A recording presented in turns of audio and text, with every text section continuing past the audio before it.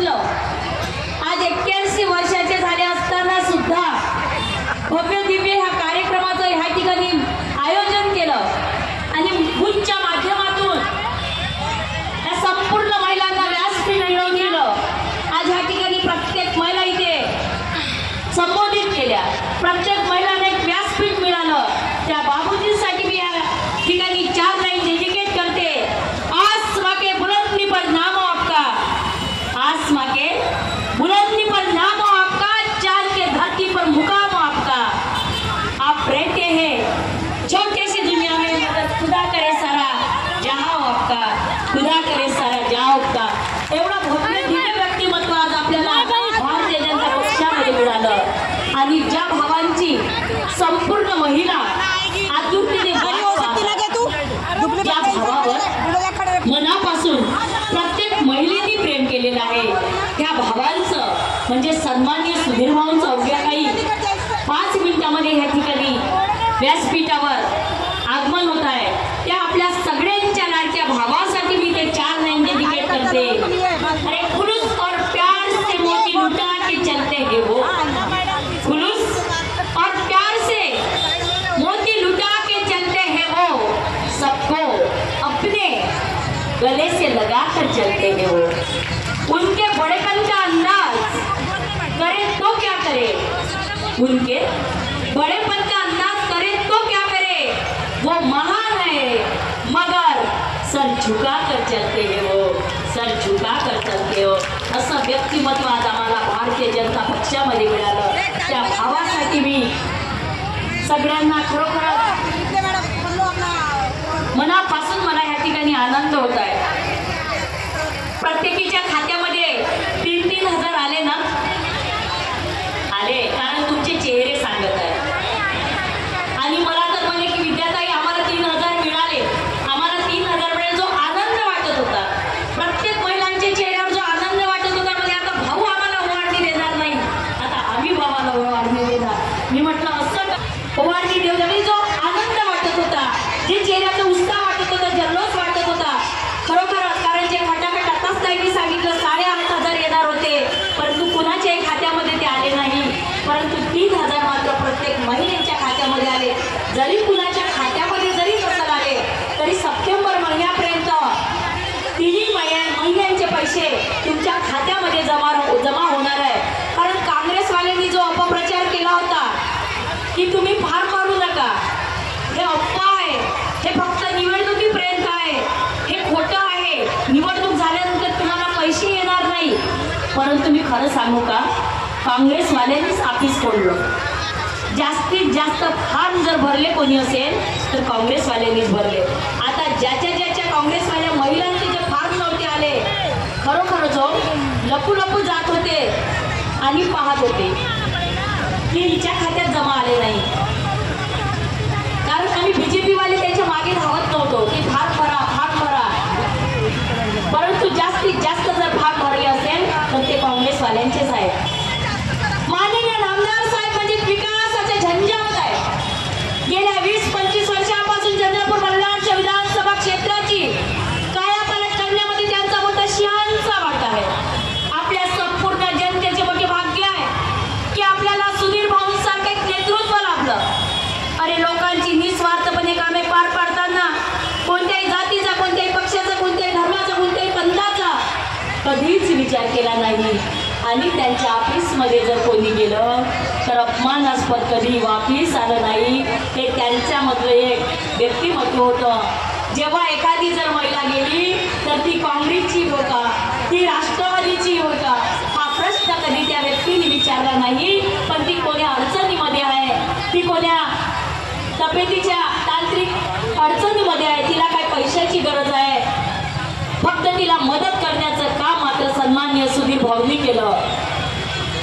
एखाद्या 2 महिन्याच्या मुलाला एक वालचं छिद्र होतं, कोलगावची घटना आहे, कार्यकर्त्यांच्या माध्यमातून भाऊपर्यंत ती पोहोचली। भाऊने त्यावेळेस विचारलं नाही की तो आपल्या पक्षाचा आहे, नाही, कारण तो देव माणूस तसं करूच शकत नाही। फक्त त्याला मुंबईच्या डॉक्टरांना फोन लावला, 2 महिन्याचं बाळ होतं, तुरंत त्याचं ऑपरेशन करायला लावलं आणि त्या जीव वाचला. एका महिलेला कॅन्सर झाला होता, तेव्हाही भाऊनं विचारलं नाही की ती आपल्या पक्षाची आहे का, ती आपल्या दुसऱ्या पक्षाची आहे का नाही. तिचंही ऑपरेशन केलं, तिचाही जीव वाचला. हे जेव्हा 2-2 महिन्याची निष्पाप बाळांची जीव वाचतात ना,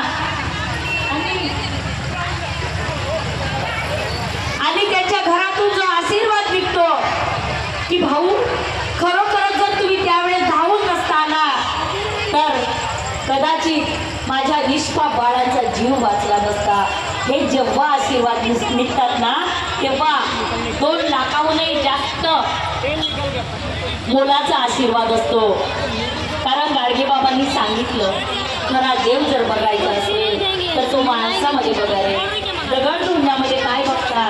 आणि आज तुमच्या त्या मंचावर आज भाऊच्या रूपामध्ये या ठिकाणी देव येत आहे. कारण जे कॅम्पच्या माध्यमातून, ज्या शिबिराच्या माध्यमातून आज जे भाऊनी कितीतरी ऑपरेशन झाले, कितीतरी मोतीबिंदूंचे आपले चष्मे वाटप झाले. म्हणजे आज कोणालाही जर तब्येत आपली खराब असेल, माझ्याकडे 6-7 लाखांचं माझं बजेट आहे, माझी परिस्थिती खराब आहे, तिला आज विचार करायची गरज पडत नाही. ती कॅम्पमध्ये जाऊन आज आणण्याची नेण्याची सगळी सोय मात्र आपल्या या ठिकाणी होते. 1995 मध्ये जेव्हा निवडणूक लढवली तेव्हा हा संकल्प घेऊन आले, हरलो तर कधी लाजणार नाही, जिंकलो तर कधी माजणार नाही. जरी अपयश आला असेल पण मला माहीत आहे आता माझी प्रत्येक बहीण हे भाऊला एक भेटवस्तू म्हणून मतरूपी आशीर्वाद देणार आहे. आणि आपल्याला जर भाऊला जर निवडून दिलं तर आज महिलांसाठी बऱ्याचशा अशा आपल्यासाठी योजना येणार आहेत. महिलांना कामाची एक संधी मिळणार आहे. कारण जो आज विकास भाऊनी केला, आपण जर विकास बघता तर खरोखरच विकासाचा एक आदरणीय भाऊंचे आगमन झालेले आहे.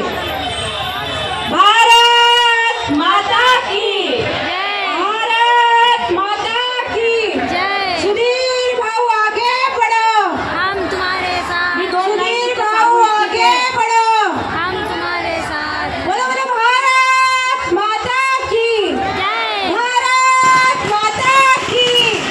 सुधीर भाऊ आगे बढ़ो, हम तुम्हारे साथ हैं. हमारा नेता कैसा हो, सुधीर भाऊ जैसा हो. हमारा नेता कैसा हो. महाकालीच्या चंद्रपुराचा, महाकालीच्या चंद्रपुराचा एक वाघ जन्मा आला, उभ्या जगाने मान दिला. आदरणीय भाऊला विनंती आहे की भारत मातेच्या फोटोला पुष्पार्पण करू.